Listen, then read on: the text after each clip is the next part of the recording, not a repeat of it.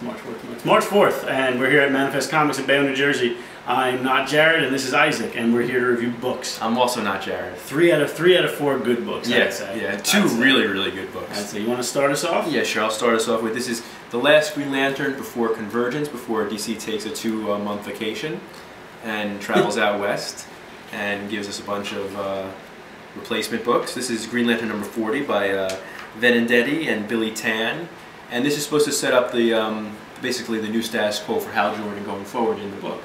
And the one thing that comes to mind when I'm reading this book is I really wish another creative team was taking over Green Lantern after Convergence. Yeah. But it's not. It's the same creative team. Yeah. Yeah. And it's not a bad book. No, by any means. No, I don't think it was bad. Okay. I mean, compared to like Jeff Johns' Green Lantern, yeah, it's bad compared to that. But as far as this book goes, it's not a bad book. It's not badly written. I disagree with you. Yeah. Yeah.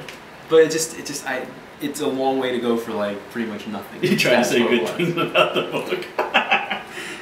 He's just trying to make it say, hey, you can buy it. It's not for me. If you like Green Lantern, I mean, you're gonna look. Well, no, probably not. Tony likes that. Yeah, Tony likes that. Tony's not gonna watch this anyway. No, he doesn't watch this. What's it called? I didn't like the art. I think it's not good. This page is good. This one page, no. No, I disagree. It's just, I mean, that's not how Jordan... Very tender moment. He's not, he's weird. Just weirdly posed. People don't, like stand like that. But, I mean, it's like, it's not like the Hal Jordan that was in Jeff Johns' run at all. It's a different person completely. And if you told me that, that's cool. Like, if this is the new 52 Hal Jordan, that's fine.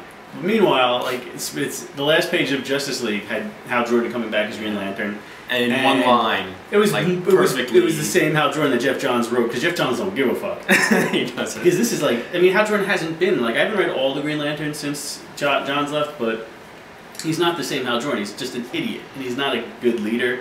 He's like, and he's not the same. And meanwhile, there's a huge, if this like book is followed by Hal Jordan going to JLA or Justice League, whatever, there's a huge flaw in like what happens, because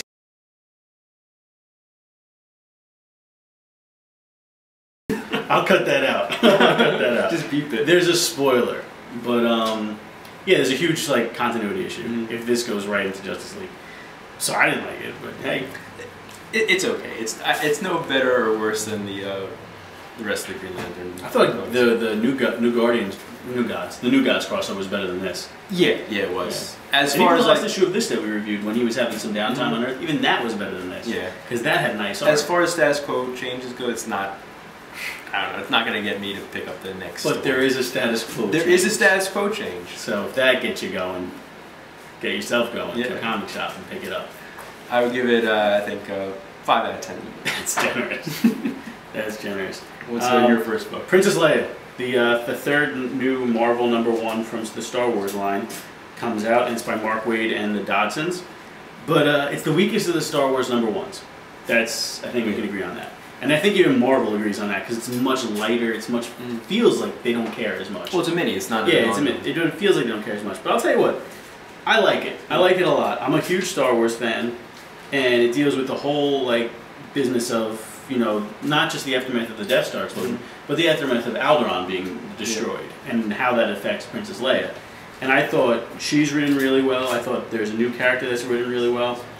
And, you know, this is I've never seen this kind of material explored before. So I think it's, you know, it's like approaching new ground, and I'd say it's really strong.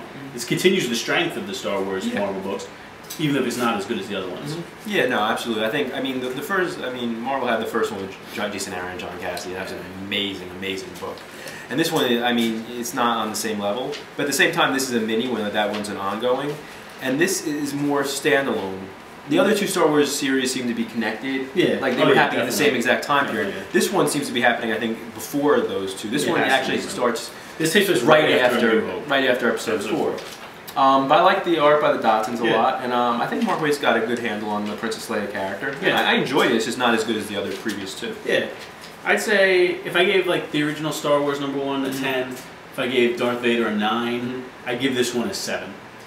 Still very good, but not as good. I would definitely recommend it for any Star Wars fans. Yeah.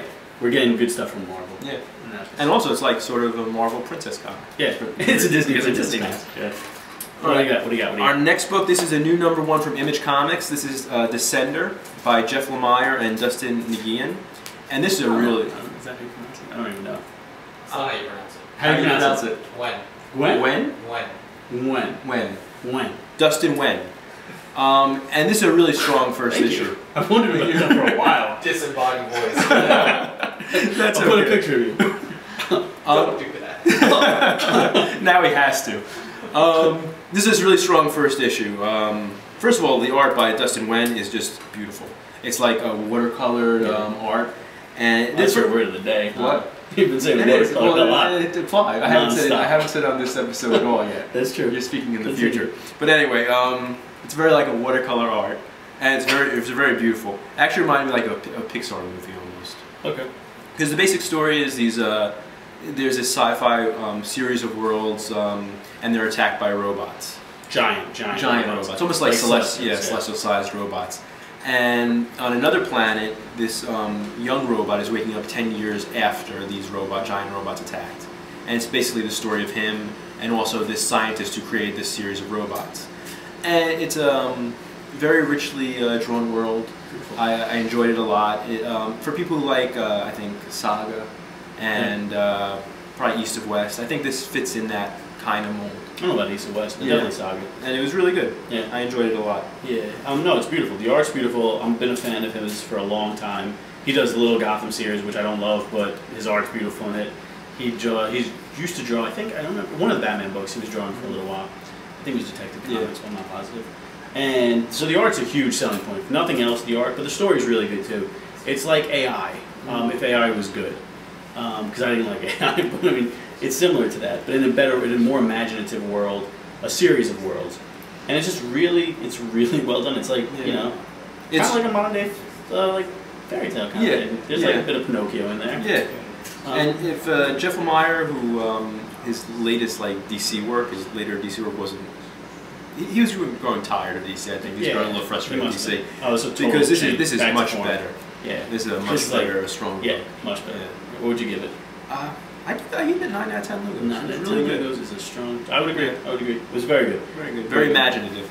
Speaking of Jeff Lemire, Marvel has him now. Charles Soule, Hawkeye, #1 by Lemire and Perez. Is his name? Yeah. Ramon Perez. Ramon Perez. And his accent. I'm going to say something that's a little bit, I guess, blasphemous, controversial. I was going to say something really bad. I'm not going to. I don't think Matt Fraction's Hawkeye is that good. You know, I don't think it's that good. Everyone goes fucking nuts for that book. And the art's really nice, but I don't really, you know, it's good, but it's not that good. And so this kind of, I mean, like, there's bits of it that actually, like, continue it direct. But then there's also flashbacks, which are beautiful. Watercolor paintings. Flashbacks of Clint growing up. And I think that alone has more heart than anything that Matt Fraction did in his run. I think. You can talk on that. But again, then it comes back and it almost looks like he's like, it was David Aja? Yeah. It looks like he's like trying to draw similar to David Aja in the present, but while the past is just beautiful watercolors. And it's like beautiful watercolors too, you know? It's not just watercolors. No, it's beautiful watercolors. And I just thought, if you like his Hawkeye Fraction, you can get this book and you will not be disappointed. If you didn't care for Fraction's Hawkeye, you can get this book and you will not be disappointed. Like I said, I think it's better, personally. What do you think? I'm not sure if it's better, but it definitely has the same voice. The main two characters are Hawkeye and Kate Bishop, the female Hawkeye. Yeah, bro. Who? I'm tired of bro. Oh, yeah, bro. I hated that too. That was the part of the Matt Fraction's Hawkeye I didn't like, the bro constant.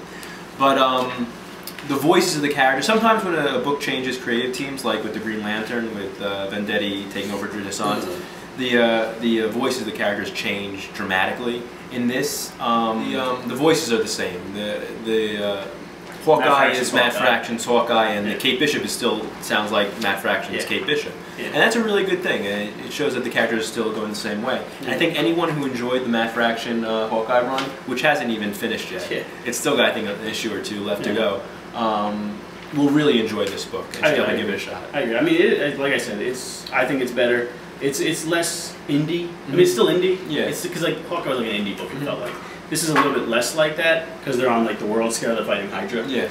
And but also that those flashbacks are just so beautiful and they're written so nicely that it's just, for me, it's just much better. I mean, between this and Descender, Jeff Lemire is like completely back on his game. And whatever he lost, he's back. He's writing a Valiant book too, Yeah, right? yeah, And that's true. really good too. Yeah. So since he left DC, he's doing really well. Yeah.